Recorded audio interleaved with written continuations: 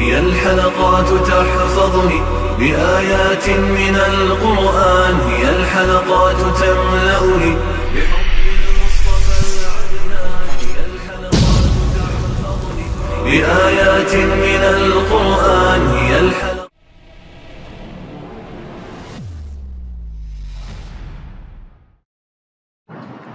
سورۃ البقرہ آیت نمبر 256. اعوذ باللہ من الشیطان الرجیم، بسم اللہ الرحمن الرحیم. لا اکراہ فی الدین قد تبین الرشد من الغی، فمن يكفر بالطاغوت ويؤمن بالله فقد استمسك بالعروة الوثقى لا انفصام لها والله سميع عليم. الله ولي الذين آمنوا يخرجهم من الظلمات إلى النور، والذين كفروا أولياءهم الطاغوت يخرجونهم من النور إلى الظلمات، أولئك أصحاب النار هم فيها خالدون.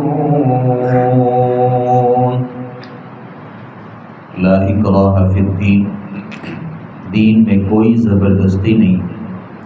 قد تبین الرشد من الغی، بلا شبہ ہدایت گمراہی سے صاف واضح ہو چکی ہے. فمن یکفر بالطاغوت، پھر جو کوئی باطل معبود کا انکار کرے، ویؤمن باللہ، اور اللہ پر ایمان لے آئے، فقد استمسک بالعروۃ الوثقی، تو یقیناً اس نے مضبوط کڑے کو تھام لیا، لا انفصام لہا، جسے کسی صورت ٹوٹنا نہیں ہے. اللہ سمیع علیم، اور اللہ تعالیٰ سب کچھ سننے والا، سب کچھ جاننے والا ہے.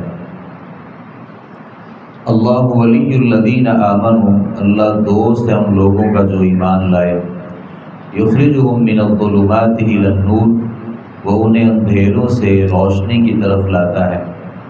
والذین کفروا، وہ لوگ جنہوں نے کفر کیا، اولیاءہم الطاغوت، ان کے دوست باطل معبود ہیں. یخرجونہم من الظلمات من النور الی الظلمات، وہ انہیں روشنی سے نکال کر اندھیروں کی طرف لاتے ہیں. اولئک اصحاب النار، یہی دوزخی ہیں.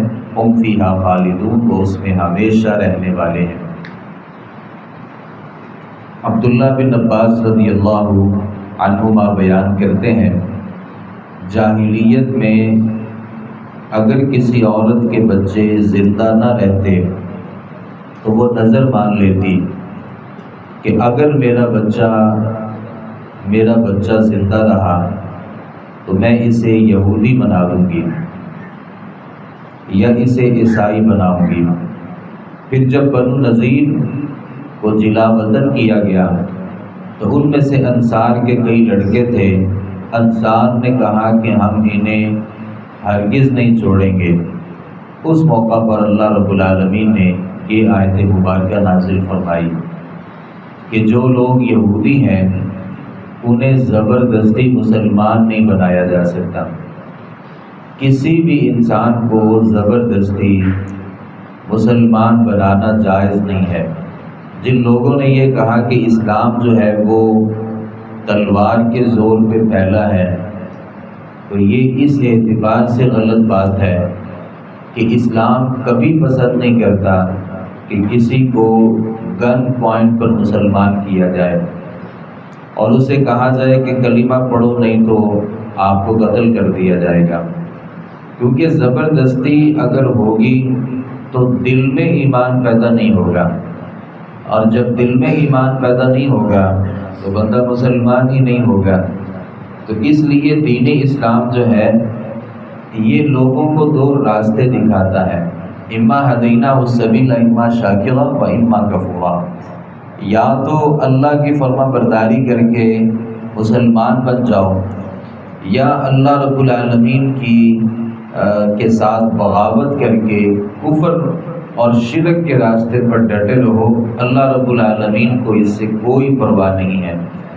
البتہ یہ الگ معاملہ ہے کہ اللہ جب اسلام کو، اہل اسلام کو جب قوت دے تو پھر اہل اسلام غلبہ اسلام کے لیے کوشش کریں اور جہاد کریں، اور ان علاقوں پر اور ان ممالک پر جا کے اس صورت میں حملہ کریں کہ آپ اسلام قبول کر لو یا مسلمانوں کو ٹیکس کی صورت میں جزیہ دینا شروع کر دو تو پھر ہم آپ کو چھوڑ دیں گے، وگرنہ لڑائی کے لیے تیار ہو جاؤ۔ اب یہاں بھی کسی کو زبردستی مسلمان کرنے والی بات نہیں ہے۔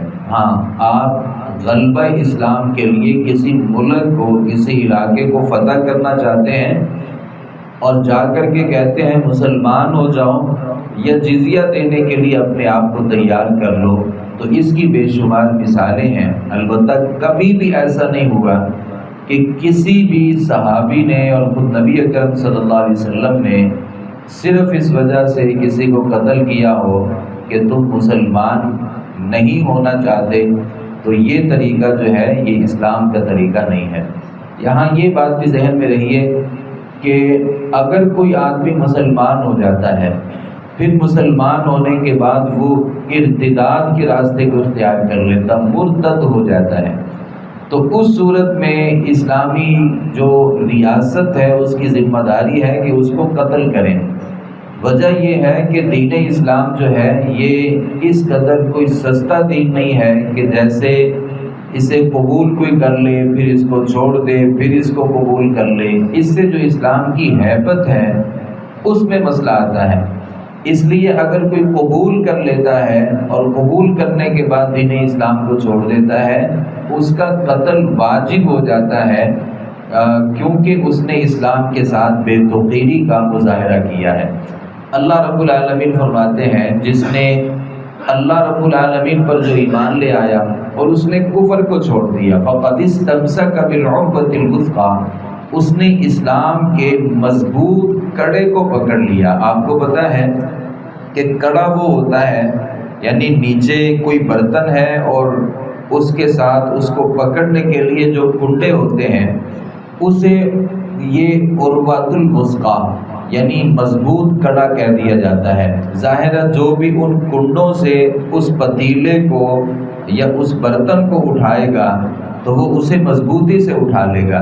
تو جو بھی اللہ پر ایمان لے آئے گا اور کفر کو چھوڑ دے گا، گویا ایسے ہی ہے جیسے اس نے پورے اسلام کو مضبوطی کے ساتھ پکڑ لیا۔ اللہ سمیع علیم، اللہ سننے والا بھی ہے اور جاننے والا بھی ہے۔ اللہ تعالیٰ فرماتے ہیں اللہ ولی الذین آمنوا یخرجہم من الظلمات الی النور، اللہ ان لوگوں کا دوست ہے جو ایمان لے کے آتے ہیں اور پھر لوگوں کو اندھیروں سے نکال کر روشنی کی طرف لے کر کے آتے ہیں۔ ظلمات جمع ہے اور نور واحد ہے۔ اس کا مطلب یہ ہوا کہ اندھیرے اس دنیا میں بے شمار ہیں، یعنی غلط راستے اس دنیا میں بے شمار ہیں، البتہ جو سیدھا راستہ ہے نا ہدایت اور نور کا، وہ صرف ایک ہے۔ ہدایت کا راستہ ایک ہے اور نافرمانیوں کے، بغاوتوں کے اور اللہ کی ناراضگی کے جو راستے ہیں وہ بے شمار ہیں۔ البتہ جو کافر ہوتے ہیں وہ لوگوں کو نور سے اندھیروں کی طرف لے کر کے آتے ہیں۔ اللہ نے ان کو یہاں پہ طاغوت کہا ہے۔ یہ بات ذہن میں رکھیں کہ طاغوت کیا ہوتا ہے۔ بہت سے لوگوں کو علم نہیں ہے کہ طاغوت کیا ہے۔ اللہ کے مقابلے میں کسی بھی چیز کی بندگی کی جائے وہ طاغوت ہے، یا اللہ کے مقابلے میں کوئی آپ سے اللہ جیسی عبادت کروانا شروع کر دے، یا اللہ رب العالمین جیسے احکامات جو ہیں وہ آپ سے منوانا شروع کر دے، وہ طاغوت ہے۔ سیدنا عمر رضی اللہ عنہ کے نزدیک شیطان بھی طاغوت ہے، کیونکہ شیطان جو ہے وہ بھی اللہ کے مقابلے میں اپنی بندگی کرواتا ہے۔ بندے کا جو نفس ہوتا ہے نا، یہ بھی بسا اوقات طاغوت ہوتا ہے، یعنی اللہ کو چھوڑ کر کے جب بندہ اپنے نفس کی پیروی کرنا شروع کر دیتا ہے تو یہ بھی طاغوت ہے۔ اور اگر آپ ناراض نہ ہو تو اللہ کے مقابلے میں جو ہم نے امام بنا لیے اور اللہ کے مقابلے میں جو ہم نے اولیاء بنا لیے یا وہ بزرگ ہستیاں بنا لی جنہیں اللہ کے علاوہ ہم حاجت روا اور مشکل کشا سمجھتے ہیں، اگر اللہ کے مقابلے میں آپ ان کی بندگی اور اطاعت کرتے ہیں تو یہ بھی طاغوت ہیں۔ تو اللہ رب العالمین فرماتے ہیں کہ یہ جو طاغوت ہے نا، یہ لوگوں کو روشنیوں سے نکال کر کے، ہدایت سے نکال کر کے ظلمات کی طرف لے کر کے آتے ہیں۔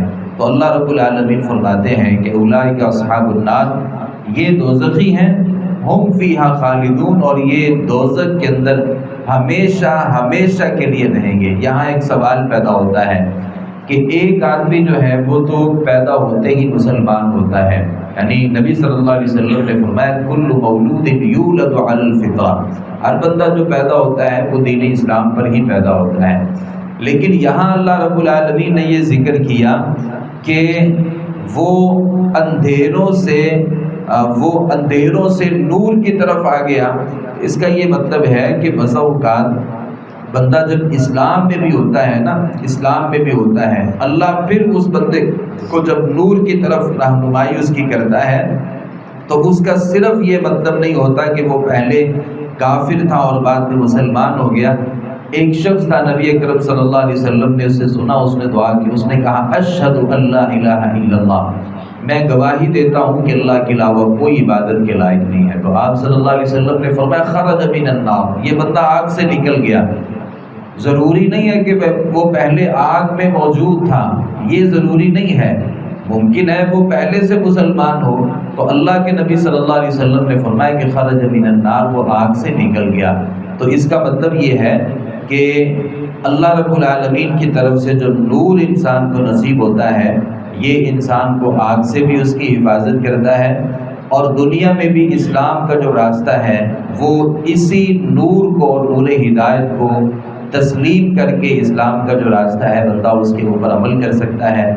اللہ کے مقابلے میں جن کی بندگی کی جائے اور جو ہم سے بندگی کروائیں وہ طاغوت ہیں، اور طاغوت کی جو بندگی ہے یہ کرنے والے اور بندگی کروانے والے اولئک اصحاب النار، یہ دوزخی ہیں۔ اللہ تعالیٰ فرماتے ہیں وہ اس میں ہمیشہ ہمیشہ کے لیے رہیں گے۔ اللہ تعالیٰ سے دعا ہے صحیح معنوں میں قرآن مجید کو سمجھنے، اس پر عمل پیرا ہونے کی توفیق عطا فرمائے۔ وما علینا الا البلاغ المبین۔